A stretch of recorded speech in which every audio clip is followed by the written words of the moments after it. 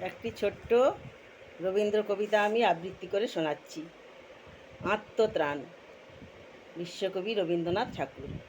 বিপদে মরি রক্ষা করো, এ নহে মোর প্রার্থনা।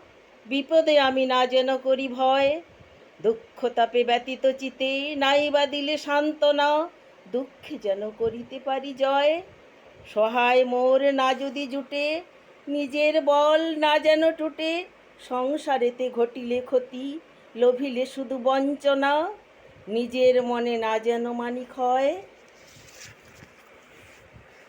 আমারে তুমি করিবে ত্রাণ, এ নহে মোর প্রার্থনা।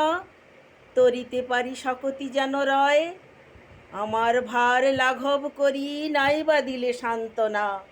নম্র শিরে সুখের দিনে তোমারই মুখ লইব চিনে, দুঃখের রাতে নিখিল ধরা যেদিন করি বঞ্চনা।